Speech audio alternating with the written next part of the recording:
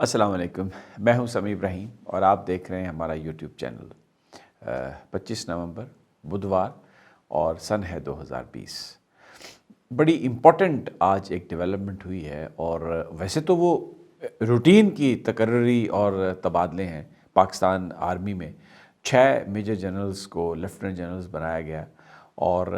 نئے corps commanders 5 تعینات کیے گئے ہیں۔ یہ جو ترقی پانے والے افراد ہیں،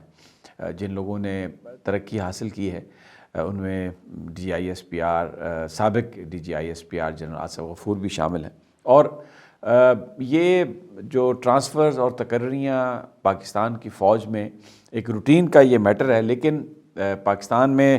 جو ایک خاص ماحول کریٹ کیا گیا تھا، اس کے تناظر میں یہ بڑی زبردست اس کا ایک میسج ہے۔ وہ کیا میسج ہے، میں آج آپ کو اس پر بات کریں گے۔ اور اس طرح ان تبادلوں اور ترقیوں کے بعد اگلے 2-3 ہفتوں میں چند اور تقرریاں اور تبادلے ہونے والے ہیں، وہ بھی بہت اہمیت اس میں ہوگی۔ وہ کیا ہے اس پر بھی بات کریں گے۔ لاہور میں عمران خان صاحب کی ملاقات ہو گئی ہے چودھری شجاعت صاحب سے اور پرویز الہی صاحب سے۔ وہ گئے ہیں ان کی عیادت کرنے کے لیے۔ تو جو ایک معاملہ تھا جس میں کاف لیگ ناراض نظر آتی تھی تحریک انصاف سے، وہ بھی ہمیں حل ہوتا ہوا نظر آ رہا ہے۔ تو اپوزیشن کے لیے یہ ایک ایسی خبر ہے جو یہ دعویٰ کیا جا رہا تھا کہ جنوری میں یہ گورنمنٹ چلی جائے گی، دسمبر میں یہ گورنمنٹ چلی جائے گی۔ تو ایک ایسا معاملہ، اب کیسے چلی جائے گی گورنمنٹ اگر الائز کے ساتھ تعلقات عمران خان صاحب کے ٹھیک ہو گئے ہیں؟ پنجاب میں تو اس کا بڑا امپیکٹ آئے گا۔ تو پھر اب زرداری صاحب اور مولانا فضل الرحمان صاحب کیا سوچ رہے ہیں، ان کی جو ملاقات ہوئی ہے اس میں کیا گفتگو ہے؟ تو یہ ساری، کیونکہ یہ ایک دوسرے سے ریلیٹڈ چیزیں ہیں، ان پر ہم بات کر لیتے ہیں۔ سب سے پہلے تو جو فوج کے اندر جو تقرریاں اور تبادلے ہیں، اس میں یہ جو سارا اپوزیشن کا شور تھا، یہ میں تھوڑا سا بیک گراؤنڈ آپ کو دے رہا ہوں کیونکہ اس کا اس سے بڑا گہرا تعلق ہے۔ یہ جو پی ڈی ایم بنی اور فوری طور پر پاکستان کے مختلف شہروں میں ہنگاموں کا، جلسوں کا اعلان کیا گیا، گجرانوالہ جلسہ، کراچی جلسہ، پھر کوئٹہ جلسہ، پشاور جلسہ، اب ملتان کا جلسہ، اور فوج کے خلاف ایک خاص طور پہ بیانیہ، جنرل قمر جاوید باجوہ کے استعفے کا مطالبہ، پھر جو آئی ایس آئی کے سربراہ ہیں ان کے استعفے کا مطالبہ۔ تو ایک تاثر اپوزیشن نے یہ دیا کہ یہ جو ساری وہ ڈیمانڈ کر رہے ہیں، جو گفتگو کر رہے ہیں، اس کے پیچھے کوئی ہاتھ ہے اور یہ انسائیڈ جاب ہے، اور یہ جو لوگ باہر نکلے ہیں اس کے پیچھے کوئی نہ کوئی سازش ہے۔ اور پھر یہ کہا گیا کیونکہ جنرل قمر جاوید باجوہ صاحب نے ایکسٹینشن لی تھی، بہت سارے جو سینئر جرنیل ہیں نام لیا گیا، فلاں کور کمانڈر، فلاں کور کمانڈر جو اب ریٹائر ہونے والے ہیں، وہ جو ہیں اس ساری گیم کے پیچھے ہیں سینئر لوگ۔ اور جناب بس اب یہ جو سازش یہ پک کر تیار ہو گئی ہے، اور یہ جو جنوری میں جانے کی باتیں کر رہے ہیں کیونکہ نومبر دسمبر میں یہ پریشر ہوگا، اور وہ لوگ جو یہ سمجھتے ہیں کہ انہوں نے آرمی چیف بننا تھا یا انہوں نے اوپر آنا تھا، وہ جی فوج کے اندر ایک بغاوت ہو گئی۔ یہ میں یقین کریں، یہ خبر فیڈ کی جا رہی تھی، یہ لوگوں کو بتایا جا رہا تھا، ان سے کہا جا رہا تھا کہ اس پہ آپ وی لاگ کریں، ان سے کہا جا رہا تھا کہ اس پہ آپ بات کریں، کیونکہ فوج کے اندر بڑی ڈویژن ہو گئی ہے۔ اور جی پلس جو آ رہی ہے وہ بڑی ایسی آ رہی ہے کہ بس اب باجوہ صاحب جو ہے نا وہ بڑے پریشر میں ہیں، وہ جانے والے ہیں، اور فیض صاحب بھی بڑے پریشر میں ہیں، اور یہ تو ایک جناب ہر چیز تلپٹ ہو جائے گی۔ پاکستان کی فوج ایک ڈسپلنڈ ادارہ ہے، اور یہاں پر جانے والے لوگ، یعنی جو اپنی مدت ملازمت مکمل کر کے جب وہ ریٹائر ہوتے ہیں تو وہ آنے والوں کو بڑی خوش دلی سے خوش آمدید کہتے ہیں۔ ماضی میں ہم نے یہی دیکھا۔ اب اس دفعہ یہ کہانی چل رہی تھی، تو اس میں آج 6 جو جنرلز ہیں، جن میں جنرل آصف غفور بھی شامل ہیں، میجر جنرل سے ان کو لیفٹیننٹ جنرل بنایا گیا، اور پھر اس کے بعد تعینات کیا گیا انہیں corps commander Karachi, corps commander Lahore, corps commander Multan, corps commander Bahawalpur, corps commander southern command. 5 جو ہیں وہ کور کمانڈر، یہ نئے میجر جنرل جن کو بنایا گیا، اور جن کی جگہ پر لگایا گیا، جیسے کور کمانڈر ملتان ہیں، کور کمانڈر کراچی ہیں، لاہور ہیں، یہ سب ریٹائرڈ ہو رہے ہیں۔ اور اس کے علاوہ او پی ایف کے بھی جنرل بلال اکبر، وہ بھی ریٹائرڈ ہو رہے ہیں۔ اگلے چند دنوں میں جو ریٹائرمنٹ کی دوسری ویو آنی ہے، اس میں کچھ اور سینئر لوگ بھی ریٹائرڈ ہو رہے ہیں۔ اب جناب وہ سازش جو یہ کہتی تھی کہ جناب جو یہ خبر غلط طریقے سے فیڈ کرنے کی کوشش کی جا رہی تھی کہ جی فوج کے اندر سے یہ آواز اٹھ رہی ہے، وہ آج ختم ہو گئی۔ اب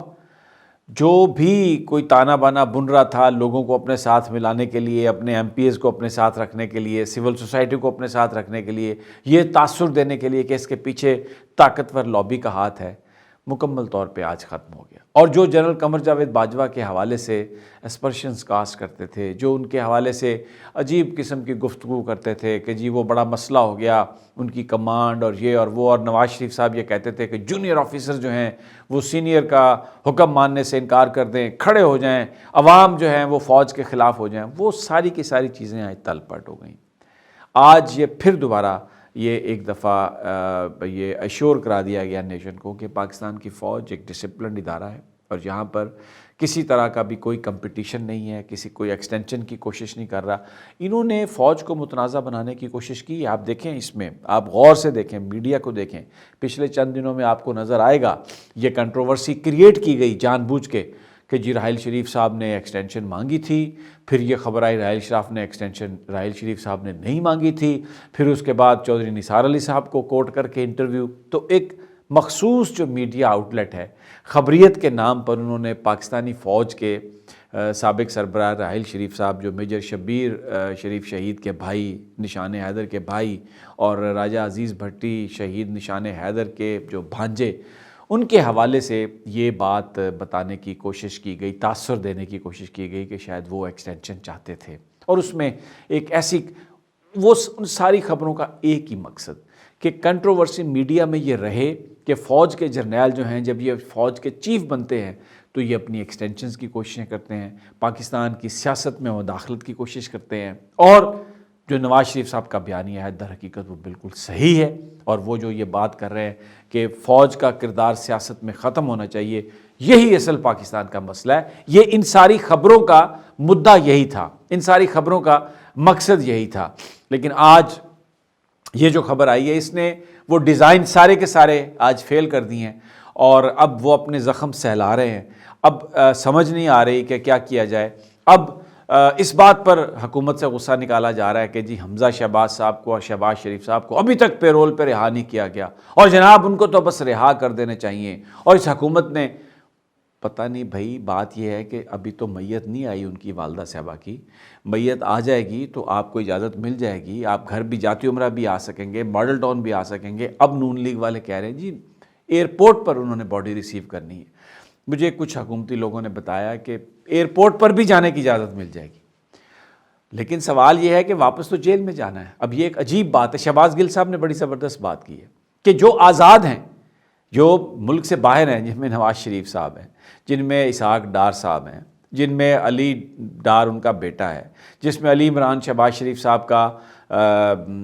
داماد ہے، جس میں حسن نواز شریف صاحب کے بیٹے، حسین نواز شریف صاحب کے بیٹے، یہ باہر ہیں، لنڈن میں گھوم پھر رہے ہیں، یہ جنازے کے لیے نہیں آ رہے۔ لیکن جو جیلوں کے اندر ہیں وہ یہ ڈیمانڈ کر رہے ہیں کہ ہم نے میت کو ریسیو کرنا ہے، ہمیں آپ جیلوں سے باہر نکالیں، یعنی رہائی مانگ رہے ہیں جیلوں سے، اور جو باہر ہیں وہ اس میں شرکت نہیں کر رہے۔ عجیب ایک بات۔ اور پھر ایک اور بات میں یہاں پر یہ کہنا چاہتا ہوں، اب یہ بات تو کہی ہے انہوں نے، جو ہماری وزیر اطلاعات و نشریات ہیں، یعنی مشیر اطلاعات و نشریات صوبائی فردوس عاشق اخوان صاحبہ، انہوں نے ایک بات کہی ہے کہ جب نواز شریف صاحب گئے باہر تو چارٹرڈ پلین آ گیا، حالانکہ بالکل ٹھیک ٹھاک تھے، کوئی مسئلہ نہیں تھا، جناب بالکل ماشاءاللہ خوب تر و تازہ، ویسے کہتے ہیں شوگر ہے، لیکن وہ جو تصویریں آئیں جہاز کی، اتنے موٹے موٹے انگور سامنے پڑے ہوئے تھے، اب پتہ نہیں شوگر میں کون انگور کھاتا ہے، لیکن وہ جناب ایک اسپیشل پلین میں گئے جس میں پتہ نہیں کیا کچھ تھا، پھر کبھی کہا گیا ایئر ایمبولنس ہیں، کبھی کہا گیا فلاں شہزادے نے دیا ہے۔ اب جب والدہ کی میت آ رہی ہے تو وہ کارگو میں، یہ کتنا پیسہ ہے آپ کے پاس، کہاں لے جانا ہے آپ نے پیسہ، اپنے ساتھ قبروں میں لے جانا ہے۔ اللہ تعالیٰ آپ کی والدہ کو، میں کوئی اس پہ پوائنٹ سکورنگ نہیں کر رہا، میں نہیں یہ کہہ رہا، یہ آپ کی مخالف فردوس عاشق اخوان صاحبہ نے یہ بات کہی ہے کہ جب نواز شریف صاحب یہاں سے جائیں تو چارٹرڈ پلین، انہوں نے کہیں آنا جانا ہو تو چارٹرڈ پلین، اور والدہ انتقال ہو گیا اور وہ لندن سے یہاں پر آ رہی ہیں تو ایک کارگو میں۔ بہرحال یہ ان کا اپنا معاملہ ہے. یہ جب اس طرح کے واقعات ہوتے ہیں، جب آپ ایک دوسرے کو لتاڑتے ہیں، تو پھر ہر شخص کو موقع ملتا ہے گفتگو کرنے کا، ایک دوسرے پر سوال اٹھانے کا. تو یہ جو سازش کا باب تھا کہ جی جنوری میں حکومت جا رہی ہے اور جناب دسمبر میں جا رہی ہے، اور پیچھے جناب وہ جرنیل جنہوں نے ریٹائر ہونا ہے وہ اس کے پیچھے ہیں کیونکہ وہ سمجھتے ہیں ان کا حق مارا گیا، وہ آج ساری کہانی تل پٹ ہو گئی. اب اگلی کہانی بنانے کی کوشش کی جا رہی ہے، اور وہ کیونکہ اب ظاہر ہے جو ISI کے سربراہ ہیں ان کا بھی ٹینیور کمپلیٹ ہونا ہے، ان کی بھی پوسٹنگز ہونی ہے، اس حوالے سے پھر وہ جیسے کہتے ہیں نا بے پر کی اڑانا، وہ اڑائی جائیں گی. لیکن جس طرح یہ معاملہ ختم ہوا، اس طرح اگلے 2-4 ہفتوں میں وہ بھی ترقیاں ہو جائیں گی، اور وہ بھی جو تعیناتیاں ہو جائیں گی وہ معاملہ، اور جنہوں نے ریٹائر ہونا ہے وہ بھی ہو جائیں گے، اور یہ معاملہ اپنے اختتام کو پہنچے گا. جو سازش کا ایلیمنٹ بتایا جا رہا تھا، جو ایک تاثر دینے کی کوشش کی جا رہی تھی، پاک فوج کا جو امیج ہے اس کو جو خراب کرنے کی کوشش کی جا رہی تھی، آج جو تبادلے اور ٹرانسفر ہوا اس نے وہ سارا معاملہ ختم کر دیا. اب دوسرا پنجاب میں سیاسی جو موو ہے عمران خان صاحب کی،